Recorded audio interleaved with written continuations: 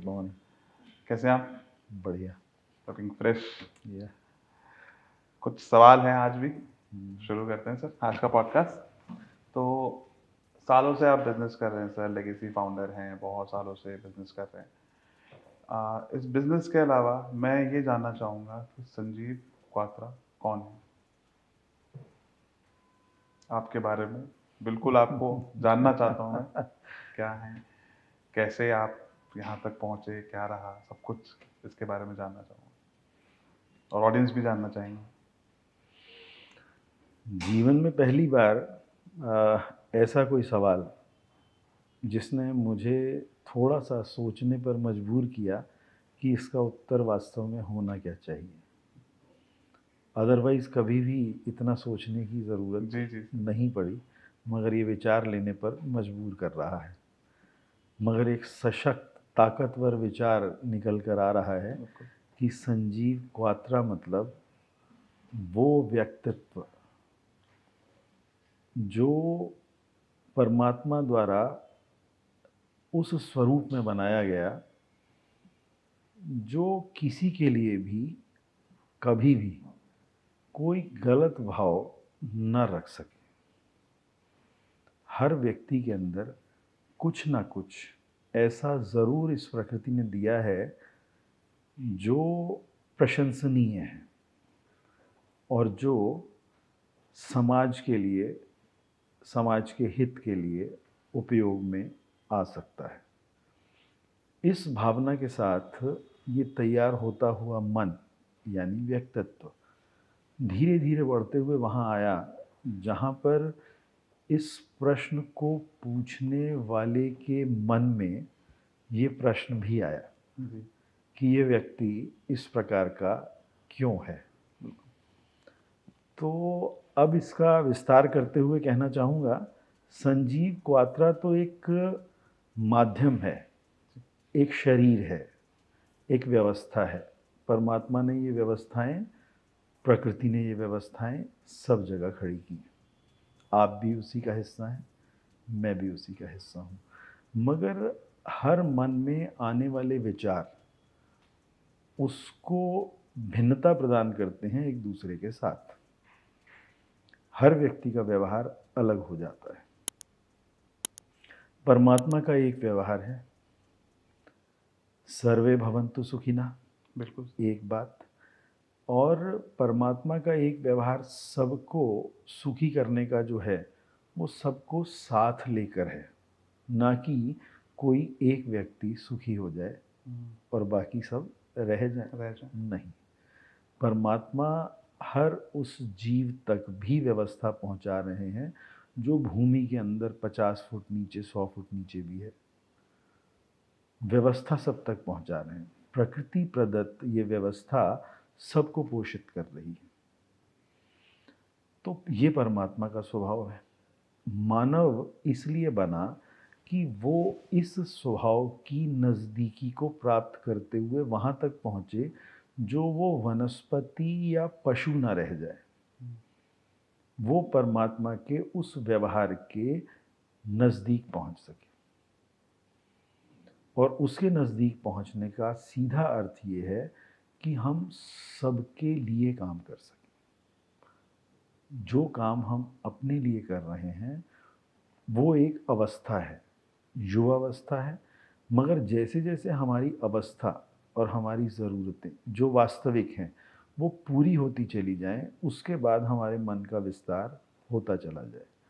हम वो बने जो परमात्मा ने इस मानव से चाहा। वास्तव में परमात्मा ने इस मानव से यही चाहा है कि वो मुझ तक पहुँचे। मुझ तक पहुँचने का मतलब वो कहीं बैठा हुआ नहीं है जो हमें सफ़र करके उस तक पहुँचना है। मुझ तक पहुँचने का सीधा अर्थ है कि वो वहाँ पहुँचे जहाँ मैं हूँ, यानी कि मैं सबका हूँ, वो भी वही हो जो सबका है। अगर मानव मन इस प्रयास में अपने जीवन में लगता है तो वो उसी विचार के नज़दीक पहुँचता है जो परमात्मा ने मानव के लिए सबसे उत्तम विचार सुनिश्चित किया कि मैं सबके लिए हूँ और सबको पोषित भी करूँ। मगर क्या वो क्षमता किसी व्यक्ति के अंदर हो सकती है कि वो सबको पोषित कर सके? नहीं हो सकती। इसका अर्थ ये है कि हमें इस भावना से भरना होगा कि मैं सबकी प्रसन्नता के लिए काम करूं। उसके बाद व्यवस्था देने वाली फिर वो प्रकृति, फिर वही उस प्रकृति का नियम कि जो सबके लिए सोचेगा उसका उत्थान सबसे ज़्यादा होगा। और उत्थान किस प्रकार का? धन की दृष्टि से नहीं, सिर्फ धन की दृष्टि से नहीं, सिर्फ वैभव की दृष्टि से नहीं, समझ की दृष्टि से बात कर रहा हूँ। उत्थान सबसे ज़्यादा होगा। जितना हम प्रकृति के उस फॉर्मूले को इम्प्लीमेंट अपने ऊपर करेंगे कि हम सबके लिए ही विचार रखें, तो हमारी समझ का स्तर ऊंचा होता चला जाएगा। हमारे पास आने वाले विचारों की गहराई बढ़ती चली जाएगी। किसी भी समस्या के समाधान के लिए जो एक बुद्धिजीवी व्यक्ति समाधान रख सकता है, शायद उससे ज़्यादा समाधान उस भावना का व्यक्ति रख सकता है जो हृदय से सबके लिए मंगल कामना करता है। पढ़े हुए ज्ञान, सुने हुए ज्ञान से बहुत बड़ा ज्ञान का स्रोत हमारे अंदर मौजूद है, जो उस प्रकृति के उस स्वरूप को दर्शाता है कि बिना अध्ययन किए भी अगर कोई विचार आता है तो वो देने वाला कौन है? वो देने वाली वो परम चेतना जो हम सबको चला रही है, जब वो ज्ञान देती है तो वास्तविक होता है। जब पुस्तक के माध्यम से, अध्ययन के माध्यम से सुनने वाला ज्ञान हम तक आता है, वो किसी मन के माध्यम से होकर हमारे पास आ रहा है। लिखने वाला मन है, बोलने वाला भी मन है, मैं भी मन ही हूँ जो बोल रहा हूँ। मगर किस मन से वास्तविक भाव निकल कर आता है प्रकृति का, ये एक ही फॉर्मूला है कि मन कितना ट्रांसपेरेंट है, कितना खाली है, जो प्रकृति का वो संदेश स्पष्ट रूप से निकलकर उसी भावना के साथ दूसरे तक पहुँचे। उसका सिर्फ एक मार्ग है, मन का बिल्कुल साफ होना। अगर मेरे मन में धन के प्रति आकर्षण है और मैं किसी भी विषय पर बात कर रहा हूँ, तो वो धन को स्पर्श करके ही बाहर आई। फॉर एग्जाम्पल, अगर मैं आपके सामने जीवन में उत्थान की बात करता हूँ, तो उत्थान कहते ही मोस्ट ऑफ द पीपल उत्थान का मतलब धन से लगा लें।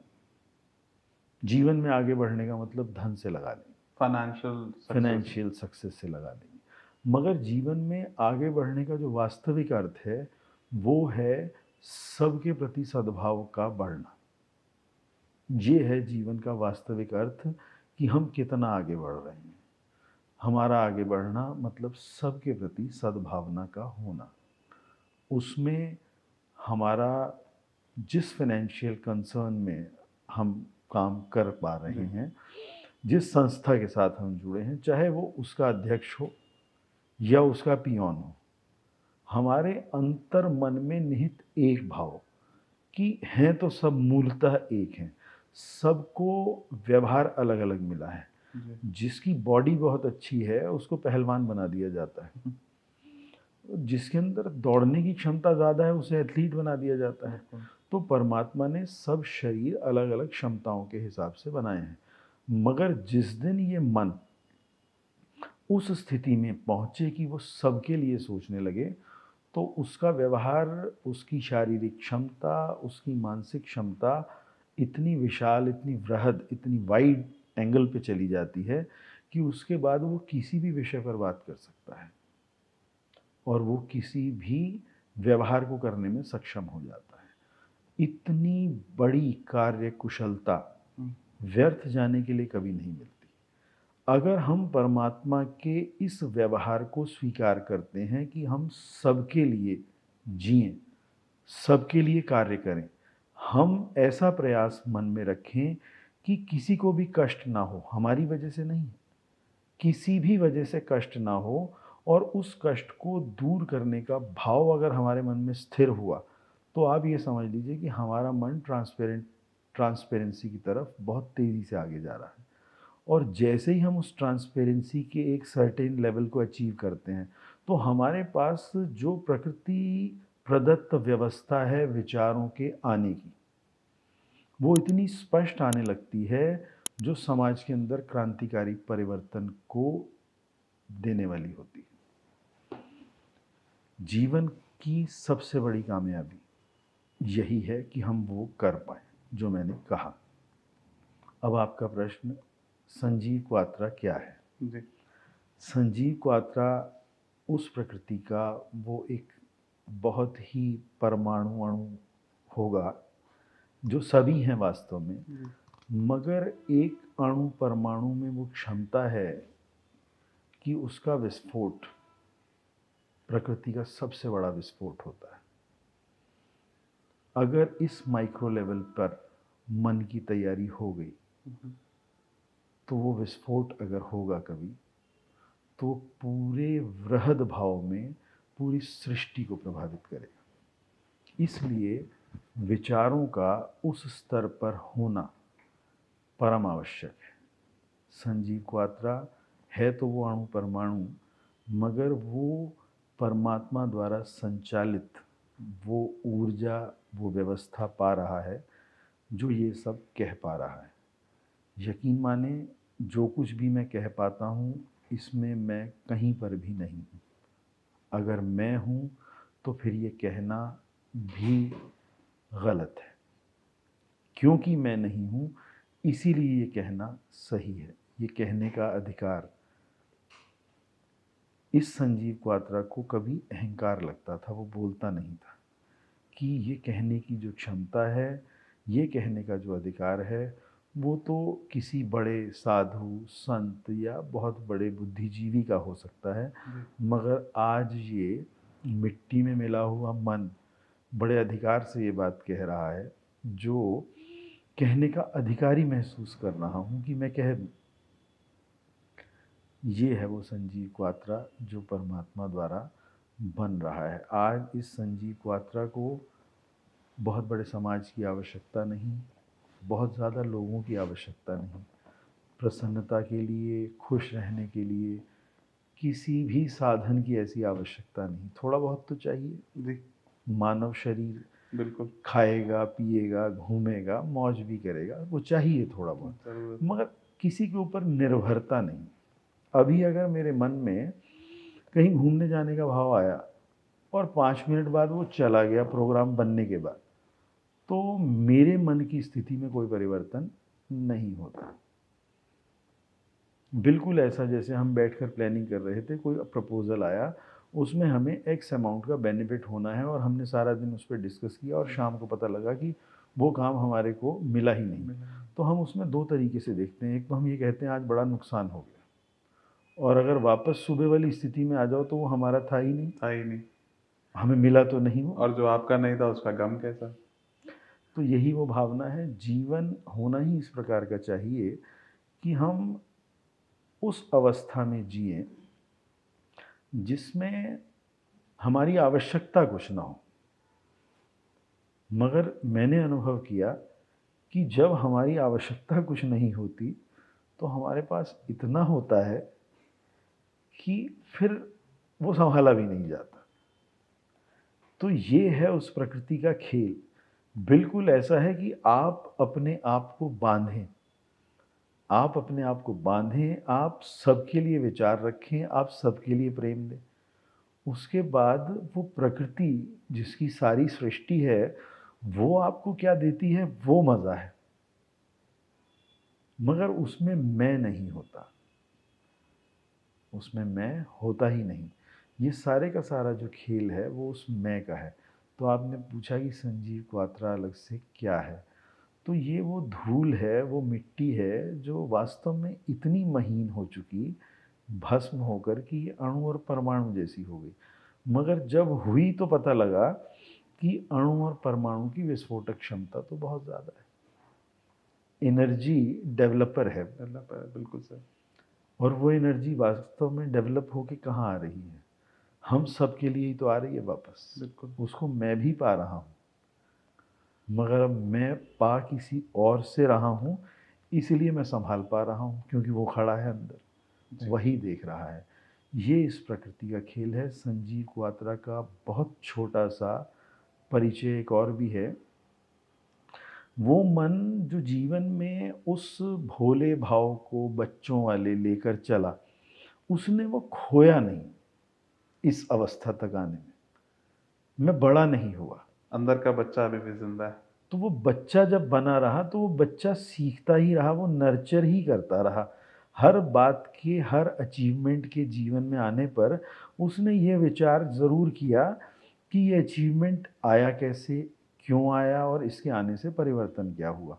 मैंने जब भी अपने जीवन में कुछ ऐसा पाया जिसके लिए मैंने विचार पहले किया, तो पाने के बाद उस स्थिति में भी पाया अपने मन को कि ये मेरे प्रयास का फल नहीं हो सकता, और अचीव किया। जो जो मन में आया जी वो जी। अचीव किया। बिल्कुल। मगर ये ज़रूर साथ में आया कि मेरे प्रयास का फल तो नहीं हो सकता, और अगर ये मेरे प्रयास का फल हो नहीं सकता तो फिर इसका क्रेडिट लेने का कोई कारण मेरे पास बचा नहीं। जब क्रेडिट लेने का कारण बचा नहीं तो वो बच्चा ज़िंदा रहा, और बच्चे का हाथ माँ तभी पकड़ती है जब वो बच्चा होता है। बिल्कुल। जब वो कहता है मैं अपने आप चल लूँगा तो माँ छोड़ माँ देती है। छोड़ देती है। तो मेरी माँ ने मुझे पकड़ के रखा है। वो प्रकृति, वो परमात्मा मुझे लेकर चल रहे हैं, क्योंकि ये हाथ उन्होंने छोड़ा तो नहीं, मगर उसके बाद अब ये कहा कि चल गोद में ही बैठ जा, छोड़, और बच्चा हो जा, उतना भोला हो जा, उतना हल्का हो जा कि तुझे चलने का प्रयास भी न करना पड़े। कितनी खूबसूरत बात है सर ये। तो गोद में बिठा लिया, और गोद में बिठाने के बाद मैं अपने जीवन में आती हुई हर व्यवस्था को बिल्कुल इसी प्रकार देखता हूँ, जैसे भूख लगने पर कोई कहता है मुझे कि आइए भोजन कर लीजिए, और जब मेरी थाली पे नज़र जाती है तो मैं ये भी देखता हूँ कि उसमें वो पदार्थ ही पड़ा है जो इसकी आज मेरी इच्छा है। ये है वो जगत की माँ, ये है वो परमात्मा जो किसी भी माध्यम से अपने आप को लेकर आता है मेरे सामने, और मेरे अंदर तो है ही, मगर सामने वाले से भी लेकर आता है। जिस भी ज़रूरत को मैं महसूस करता हूँ, मैं सामने से उसे आता हुआ देखता हूँ, और ऐसी ज़रूरत मैं महसूस ही नहीं करता जो सामने से ना आ रही। ऐसा बन चुका है संजीव क्वात्रा। बहुत ही खूबसूरत जवाब सर। मैं जो जानना चाह रहा था बिल्कुल सही समझ आया मुझे। मगर इससे अलग मैं एक बात और भी कहना जी जी चाहूँगा। सर। ये तो आपने पूछा, मैंने अपने दिल के उस अंतर मन की गहराई से निकाल कर वास्तविक उत्तर आपको दिया, मगर इसका एक व्यवहारिक उत्तर भी है। जी। वो व्यवहारिक उत्तर हमेशा ये कह रहा है कि जीवन में जब हम आगे बढ़ते हैं, आगे बढ़ने का अर्थ तभी से शुरू हो जाता है जब ये शरीर बना। ये पहले दूसरों के भावों के अधीन रहता है, यानी कि उसमें माँ के भाव आ रहे हैं, पिता के भाव आ रहे हैं, परिवार के भाव आ रहे हैं, उसके बाद स्कूलिंग, शिक्षा, सब भाव आते रहते हैं। सब भावों के आने का सिलसिला जारी रहता है। हम जब अपने जीवन की लगभग 18-20 वर्ष की अवस्था में पहुंचते हैं, उसके बाद हमारे पास उतना कंटेंट इकट्ठा हो जाता है कि उसका एक चैनल बनाया जा सके। और उस कंटेंट का जब एक चैनल बनता है तो उसमें से हम क्या चुनते हैं, ये है वो व्यवस्था जिसकी मैं बात पहले कर रहा था।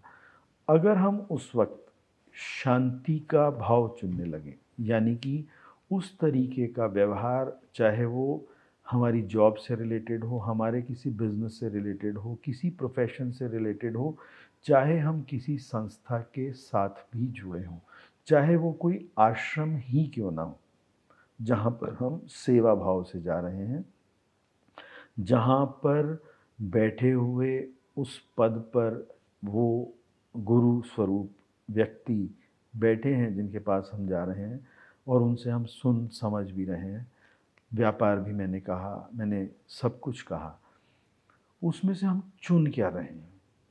अगर हम व्यापार में शांति को चुन रहे हैं तो हम कंट्रोवर्शियल कुछ गलत तरीके से करने वाले कामों से बच रहे होंगे कि इससे मन अशांत होता है। तो हम व्यापार भी उस स्थिति में करें जो हमें शांति देने वाला हो। सेम एज़ जॉब में हम गए तो हम अपने कर्म को पूरा करें। आप अगर किसी भी संस्था में किसी काम को करने के लिए बिठाए गए, तो अगर आप शाम तक अपने कर्म को अपने मन से पूरा करके उठते हैं, तो आप उस तृप्त भाव के साथ अगर उठते हैं कि आपने अपना कर्म पूरा किया, जितनी भी आपको समझ मिली है उस हिसाब से, तो आपको शांति मिलने वाली है। आपने शांति को चुना। अगर आप काम चोरी कर रहे होते, तो शांति नहीं रहती। फिर वो अशांत मन से आप उठते। फिर आपको उस अशांति को दूर करने के लिए मतलब आरोपित चीज़ों का इस्तेमाल करना पड़ता है जो और ज़्यादा ख़राब करती हैं। सेम एज़ हम आश्रम में गए और आश्रम में जाने पर हमने वहाँ पर क्या चुना। एक आश्रम में कहने वाले वो गुरु समान व्यक्ति बैठे हैं, किसी के हैं और किसी के नहीं हैं, जाने वाले तो सभी लोग हैं। तो हमने उनको सुना और सुनने के बाद हमने उनकी बातों को समझने का प्रयास किया। मूलतः उन्होंने शांति के ऊपर बात की कि हमें शांत होना है। हमारा इंटरनल एक्सरसाइज इस बात के ऊपर होनी चाहिए मन में कि हम शांत हों। अगर हमने ये सुना और हम आ गए तो ठीक, मगर हम वहाँ जाने के बाद भी वहाँ पर भी उसी व्यवस्था को अपना गए जो और लोगों के साथ हमारे व्यवहार किस प्रकार के हैं, इसने क्या कहा, उसने क्या कहा, ऐसा क्या हुआ, वैसा क्या हुआ, तो सेम वहाँ पर भी वो गड़बड़ हो गई। व्यापार में भी सेम वो गड़बड़ खड़ी है। इसका मतलब सीधा सा ये है कि हम जिस भी व्यवहार में 17, 18, 19 साल के बाद पहुँचे, अपने पूरे अनुभव के साथ जो लगभग एक स्तर तक मिल चुका होता है, तो उस चैनल में जो भी कंटेंट पड़े हैं उसमें से एक चुनाव शांति का ही अगर हम हर वक्त करते रहेंगे, तो अगले 10-15 साल में हम उस प्रैक्टिस को करते हुए अपने जीवन के उस मुकाम पर पहुंच चुके होंगे जहां पर हमारे पास आने वाला हर व्यक्ति शांति देने ही आ रहा होगा। हमारे पास आने वाला हर बिजनेस, हर जॉब ऑफर शांति देने वाली ही आ रही होगी। और जीवन में जब एक बार व्यक्ति उस स्वरूप में शांत हो जाता है, जब उसके विचारों में झंझावात नहीं रहता, तो आप यकीन मानिए जितनी आज की बीमारियां हैं, चाहे वो बीपी से शुरू होती हैं मगर जाती बहुत आगे तक हैं, ये सब बीमारियां, चाहे वो बाईपास तक पहुँचे हैं, हार्ट सर्जरी, या आज थायराइड, और जब बहुत ज़्यादा बढ़ के ये चीज़ें आती हैं, कुंठा, परेशानी, तो ये कैंसर के रूप में भी परिवर्तित होती है। मन की स्थिति शरीर के ऊपर झलकनी सुनिश्चित है, कभी देर से और कभी जल्दी, मगर आती ज़रूर है। तो हम वहाँ तक का सफ़र तय कर जाते हैं। और अगर हम उस शांति के लिए काम कर रहे हैं, तो एक समय जीवन में उसी युवावस्था में ऐसा आ जाता है। युवावस्था का मतलब आयु नहीं है, युवावस्था का मतलब है, वास्तविक मतलब है सोच की वो शक्ति जो परमात्मा द्वारा हमें दी गई है। युवावस्था का जो बेस्ट पैरामीटर है वो यही है कि सोचने की वो क्षमता सही दिशा में, जो प्रकृति सबको दे सकती है। जिसके पास वो है वो युवा है, उसके अतिरिक्त कोई युवा नहीं है, चाहे वो युवावस्था में ही क्यों ना हो। मन से युवा नहीं है, उम्र से तो है शायद, समझ से युवा, समझ से युवा नहीं है। हर वक्त आते हुए नए विचार, नई व्यवस्थाओं की खोज जिस मन को मिल रही है वो युवा है, बाकी नहीं। इसके पैरेलली एक चीज़ आपको और कहना चाहूँगा, जब हम उस शांति के साथ आगे बढ़ रहे होते हैं तो हमारे शरीर में बीमारियां भी नहीं आती। आज ऐसे लोगों की संख्या लगभग समाप्त हो गई है जो 80-85 वर्ष की अवस्था में भी जिनके चेहरे पर स्किन का वो भाव साफ देखने को मिलता है जो एक 20 साल के युवा के अंदर भी आज देखने को नहीं तेज मिलता। चेहरे पे वो वास्तव में तेज नहीं है, वो उस शांति, उस समझ का ऑरा है, परमात्मा का वो व्यवस्था है जो चेहरे पर स्पष्ट नजर आ रही है। वो एक ऐसा आकर्षण है जिससे कोई भी नहीं बच सकता। इवन पशु भी उससे आकर्षित हो जाता है। मैं उसी व्यवस्था की बात कर रहा हूँ। वो शांति उस स्थिति में शरीर को ले आती है। और जब इस प्रकार के व्यक्तित्व के निर्माण होते हैं तो वो समाज में व्यवस्था परिवर्तन का कार्य ही कर सकते हैं, उसके अलावा उनका कोई बिजनेस नहीं रहता। क्योंकि कभी भी कोई एक गर्म प्रदेश में ठंडी हवा का स्रोत अगर बन जाए तो फिर वो बस शीतल हवा ही देने का काम करेगा, क्योंकि वो बहुत लोगों को आराम दे रहा होता है। तो यही वो व्यवस्था है जिसको पाना हर व्यक्ति का ध्येय होना चाहिए। और हम अपने जीवन में अगर इस करेक्शन को रेगुलर करते हुए चलें तो हम निश्चित रूप से वहाँ आकर खड़े होंगे जहाँ हम समाज को तो शांति देने वाले बनेंगे ही, या दिशा देने वाले बनेंगे ही, या उस प्रकार की व्यवस्था देने वाले तो बनेंगे ही जो एट लास्ट देगी तो वही पार्ट जो हमें सुकून देता हो। और ये सुकून इतना महंगा हो चुका है कि मिल नहीं रहा, खरबों में भी नहीं मिल रहा। आज हम देख पा रहे हैं धन के ढेर के ऊपर बैठा हुआ एक व्यक्ति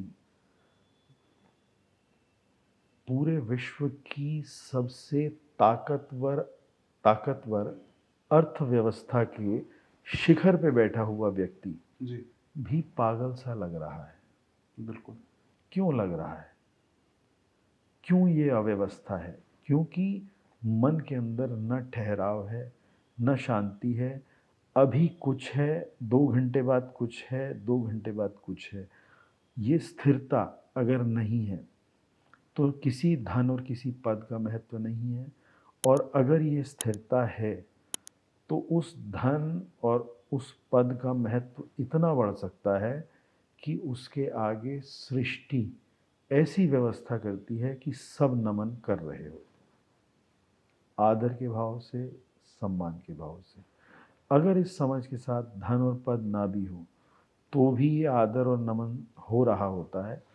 मगर आज समाज की आवश्यकता है प्रकृति के हिसाब से, ये आवश्यकता है कि आज इस प्रकार का समाज बने जिसमें इस प्रकार के परमात्मा प्रदत्त बुद्धिजीवी हों, जो अपने स्वार्थ को बिल्कुल किनारे रखकर समाज की व्यवस्थाओं में वो विशेष रस देने का काम करें कि सब तरफ एक ऐसा अफेक्शन क्रिएट हो जो दूसरे को कष्ट देने की इच्छा न रखता हो। और मेरे साथ बैठा हुआ व्यक्ति प्रसन्न ज़रूर हो, मेरा ये पहला पैरामीटर हो बात करने का। अगर ये है तो मैं बात करूँगा, नहीं तो मैं बात ही नहीं कर पाऊँगा। आपकी मुस्कुराहट यानी उस प्रकृति की मुस्कुराहट है, और अगर वो प्रकृति मेरे साथ बैठ के मुस्कुरा रही है तभी तो मेरा बात करना युक्ति संगत होगा। मैं बहुत स्वार्थी हूँ, मेरा स्वार्थ कह रहा है कि आप मुस्कुराइए, क्योंकि आपके मुस्कुराने पर ही तो मैं भी प्रसन्न रहूँगा। मैं बहुत स्वार्थी, मेरा एक स्वार्थ और भी है कि आप इतने संपन्न तो हों कि आपको मुस्कुराने में कोई चिंता ना हो, एक आज़ादी हो, एक स्वस्थ शरीर हो आपके पास, एक स्वस्थ अच्छे पौष्टिक भोजन की व्यवस्था हो आपके पास। ये मेरा पैरामीटर है। आपकी प्रसन्नता यानी आपके लिए पौष्टिक भोजन और आपका स्वस्थ शरीर, क्योंकि एक स्वस्थ शरीर के अंदर ही तो स्वस्थ मन रहेगा, और स्वस्थ मन ही तो मुस्कुराएगा। इतनी सी चाह है मेरी, अगर ये मुझे मिलती है किसी को भी सामने आने पर वो प्रसन्नता, और मैं ये दे सकता हूँ किसी को, तो उसके लिए मैं कुछ भी कर सकता हूँ। ऐसा स्वार्थी तो मैं भी बनना चाहूँगा सर। बस इसी स्वार्थ का प्रचार करना है हमें। बिल्कुल सर। और एक बार आज से लगभग 20-22 वर्ष पहले मैंने अपने किसी इस तरह के पूज्य व्यक्ति के सामने एक बात कही थी कि मैं स्वार्थी होना चाहता हूँ। अगर मैं स्वार्थी ही नहीं होऊंगा, सही चीज़ का स्वार्थ नहीं करूँगा, यानी कि स्वार्थी नहीं होऊंगा, तो फिर मेरा जीवन है क्या? फिर तो मज़ा ही नहीं है जीने का। और मैंने एक बात और भी कही थी वहीं इन्हीं कुछ वर्षों के अंतराल में कि अगर अहंकार ही नहीं तो जीवन जीने का मज़ा क्या है? मज़ा ही नहीं आएगा किसी चीज़ का। अहंकार करेंगे तभी तो मज़ा आएगा। कुछ तो है। कुछ तो होना चाहिए ना। तो बात तो मेरी सही थी, वो उस बाल मन की बात थी जो स्पष्ट कह रहा था उस भाव को, जिसको नकारा जाता है वहाँ से। मैं स्पष्ट कह रहा था, घुमा कर कह रहा था। मगर आज मैंने अनुभव किया कि वास्तव में स्वार्थ भी अगर उस परम चेतना के माध्यम से घूम कर आता है तो वो जायज़ हो जाता है। और अहंकार भी उस परम चेतना के मार्ग से घूम कर आता है तो वो भी जायज़ हो जाता है। मैं बड़े अहंकार महसूस करता इन सब बातों को अगर मैं आज से 7-8 वर्ष पहले करता या 5 वर्ष पहले करता या 3 वर्ष पहले करता। इस तरह की बातचीत करने का जो अधिकार मुझे महसूस हो रहा है, वो उस परम चेतना के द्वारा हो रहा है। नहीं तो मैं वास्तव में बड़े अहंकार वाली बातें कर रहा हूँ। ये कहने के लिए वो परम चेतना का प्रसाद स्वरूप अहंकार चाहिए कि मैं कह पा रहा हूँ। बहुत ही खूबसूरत जवाब था सर। और ऐसा स्वार्थी तो मुझे बनना है, कोशिश करूंगा ऐसा स्वार्थी बनने की। और मुझे बनाना भी है। मैं हर व्यक्ति को इसी स्वार्थ से भरा हुआ देखना चाहता हूँ कि वो खुद भी प्रसन्न रह सके और सबको प्रसन्न रख सके। और उसी अहंकार से भी भरा हुआ देखना चाहता हूँ जो उस परमात्मा प्रदत्त अहंकार के साथ ये बात कह सके कि हमें तो प्रसन्न रहना ही है, हमें तो दूसरों को कष्ट ना देने वाले व्यवहारों को करने का प्रयास करना ही है। और एक बात हमेशा ध्यान रखना, जितने मर्जी बड़े अहंकार से होकर ये जीवन गुजरे उम्र बढ़ते हुए, मगर जब एक अवस्था आती है ना जिसे वृद्धावस्था तो नहीं कहेंगे, प्रौढ़ावस्था आती है, तो आवश्यकता महसूस होती है उन मनों की जो हमारे साथ सामान्य भाव से बात कर सके। जो भी व्यक्ति हो, एक बार उसे अंदर से एक कॉल मिलेगी जरूर जी। तो वास्तव में उस कॉल को रिसीव करने के लिए नेटवर्क का ठीक होना बड़ा ज़रूरी है। नेटवर्क एक बहुत बड़ी समस्या है। इंटरनेट कनेक्शंस जो हमारा नेटवर्क है वो बहुत फ्लैक्चुएट हो रहा है। फ़ोन के ऊपर तो वो 1 से 4 तक उछलता हुआ दिखाई देता है, मगर हमारा जो नेटवर्क है वो कई बार गायब हो जाता है, कई सालों तक आता ही नहीं। हम एक ही जोन में बहते चले जाते हैं, क्योंकि जैसे ही हमने गूगल मैप पे अपनी लाइफ का डेस्टिनेशन डाला और उसने वो मैप हमें दिखाया, मगर उसमें एक व्यवस्था ये भी थी कि जहाँ से ट्रैफिक होगा वो हमें डाइवर्ट करता हुआ लेकर जाएगा और टाइम पे पहुँचाएगा। मगर बीच में इंटरनेट चला गया। अब इंटरनेट चला गया तो वो डाउनलोडेड मैप हो गया हमारे पास और हम उसी पे चलते चले जा रहे हैं। जब चलते रहे तो आगे तो वो कंप्लीट रेड हो गया, उसके बाद वहाँ खुदाई शुरू हो गई, हम वहाँ खड़े हो गए और आप रुक और गए। हमारे पास दूसरा रास्ता तो है नहीं। तो जीवन में मन की ये स्थिति बिल्कुल वहीं खड़ी है जहाँ पर हम उस डाउनलोडेड मैप पे चल रहे हैं। सब यही कर रहे हैं क्योंकि इंटरनेट कनेक्शन नहीं है। और इस इंटरनेट का कनेक्शन उस चेतना से जुड़ने पर ही मिलता है। उसका त्याग तो आज पैदा होने के बाद बच्चा 6 महीने साल में ही करने लगा, क्योंकि व्यवस्थाएं उस प्रकार की बन गई।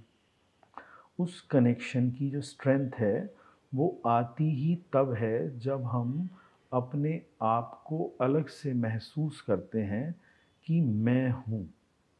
मगर कब हूँ? जब वो है। ये है वो स्ट्रेंथ। इसके लिए हमें बैठना पड़ता है एकांत में, जब हम अनुभव करते हैं अपने जीवन को कि ये वास्तव में है क्या। ये किसी पर भी आधारित नहीं है, ये सिर्फ अपने अंदर से आती हुई उस चेतना पर आधारित है। जब तक वो चला रही है तब तक ये चल रहा है, नहीं तो कोई कारण से और कोई बिना कारण से ये शरीर समाप्त होता हुआ देखा जाता है।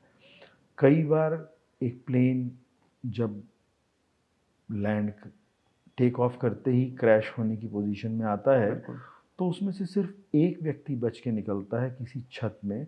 उसको भी याद नहीं रहता कि उस वक्त क्या हुआ था जो मैं उस प्लेन से बाहर आ गया और बाकी तो प्लेन में आग भी लग गई और सब कुछ खत्म हो सब कुछ गया। खत्म हो गया। अगर ऐसे भी व्यक्ति बच सकता है तो वो कैसे बचा होगा? वो कौन है जो चल के आ गया होगा? नींद में चलने की बीमारी, कह तो हमने बीमारी दिया, मगर नींद में कैसे चलकर बॉडी को बैलेंस रखा जा सकता है?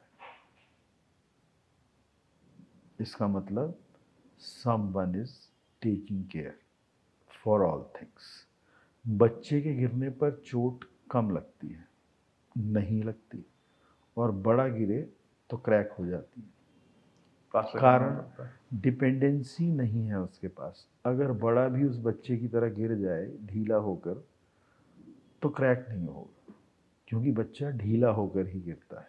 बच्चा तो अबोध होता है ना सर। अबोध मतलब ढीला, ढीला मतलब उसकी अपने ऊपर पकड़ उतनी मजबूत नहीं है, तो वो गिरेगा तो चोट कम लगेगी। जिसकी अपने ऊपर पकड़ जितनी मजबूत है वो गिरेगा उतनी ज़्यादा चोट लगेगी।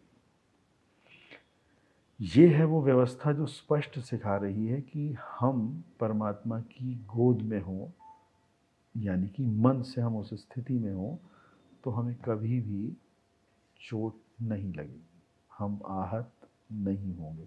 मैं आपसे बात कर रहा था व्यवहारिक जवाब स्वरूप में जवाब देने की। इन सब बातों के अलावा कर्म के क्षेत्र पर भी एक बात ज़रूर करनी होगी। बात का स्तर हर मन के हिसाब से बदलता चला जाता है जी। जब हम कर्म के क्षेत्र में आकर इस प्रकार की बात करते हैं। तो आज मैं बहुत सामान्य स्वरूप में एक बात ये कहना चाहूँगा कि आपने पूछा कि आप अपने कामों के अलावा संजीव क्वात्रा क्या है, तो उसका उत्तर तो मैंने दिया, मगर ये संजीव क्वात्रा से प्रश्न पूछने की इच्छा आपको सिर्फ मेरे कामों की वजह से ही हुई है। जी। अगर ये काम ना होते तो आप ये प्रश्न भी ना पूछते मुझसे, आप यहाँ ना बैठे होते। जी। तो इसका अर्थ ये है कि काम का होना सही स्वरूप में कितना ज़्यादा इम्पॉर्टेंट है जो यहाँ तक पहुँचाता है।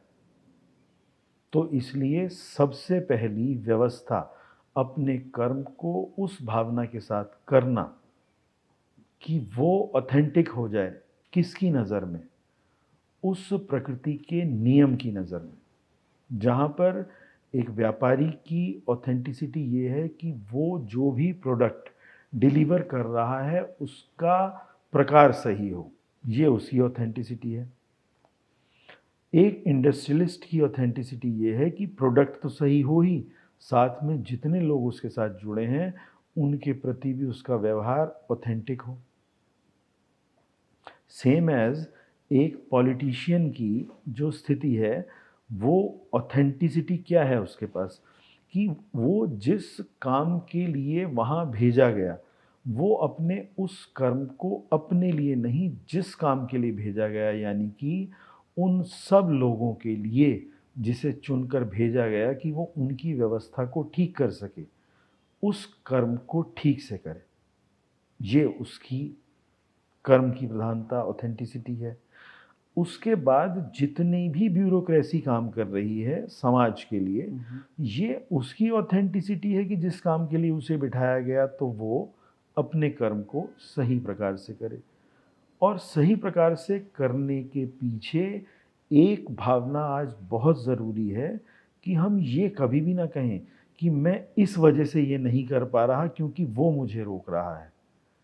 कोई किसी को नहीं रोक सकता, वो हमारे मन की कमज़ोरी है जो हमें रोक रही है। जो बातें मैं कह पा रहा हूँ इस वजह से कह पा रहा हूँ कि मैं फियरलेस फील कर रहा हूँ तो मैं कह रहा हूँ, मुझे कोई कमज़ोरी नहीं है। मैंने जो भी कुछ कहा वो सत्य है। आज इस पॉडकास्ट की बात नहीं कर रहा हूँ, इससे पहले जो कुछ कहा जो किसी को आहत भी कर सकता है मगर है तो सत्य, और अगर वो सत्य है तो मैं कह रहा हूँ।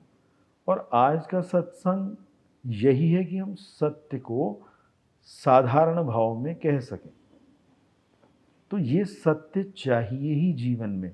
यही कर्म का वो सिद्धांत है कि हम उस सत्य के साथ हों जो आज का व्यवहारिक सत्य है।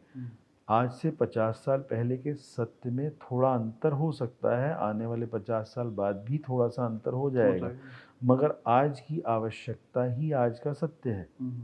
तो हमें ये मानना ही होगा कि हर वर्ग विशेष का व्यक्ति अपने कर्म को अगर उस ऑथेंटिसिटी के साथ करता है तभी वो परमात्मा या उस चेतना के उस व्यवहार को पा सकता है। जब उससे ये प्रश्न पूछा जा सके कि आप कौन हैं, जी। तब उत्तर आएगा कि मैं कुछ नहीं हूँ, है वही चेतना जो मुझे चला रही है, और जो वो चाह रही है वो मैं कर पा रहा हूँ, क्योंकि मैं नहीं हुआ पहले। और मेरे नहीं होने का जो मार्ग है, रास्ता है, वो यही है कि मैं अपने कर्म को प्रामाणिकता से करूं।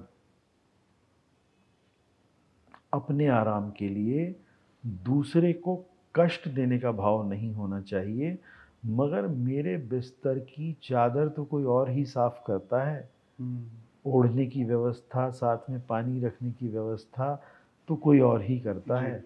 तो वो सब तो मिलेगा, इसका ये अर्थ नहीं कि मैं सब चीज़ों से हट जाऊं। मेरे मन का भाव होना चाहिए कि मेरी वजह से किसी को कष्ट ना कष्ट हो, में। और मैं अपने आराम की वजह से भी किसी को कष्ट ना दूं। तो वो चेतना दूसरे को आराम मुझे आराम देने में देने लगती है, कि जब वो मुझे आराम देने के लिए काम करता है तो उसको आराम मिलने बिल्कुल। लगता है।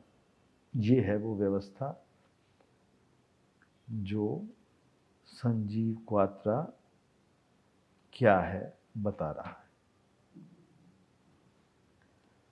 बहुत ही डिटेल्ड आंसर था सर, जैसा मैं समझना चाह रहा था आपको, जो मुझे चाहिए था, जो मैं समझना चाह रहा था कि कैसे आप इतना पॉजिटिव रहते हैं, कैसे आप चीज़ों को इतने सरल तरीके से कर लेते हैं, इसलिए मेरा ये सवाल था।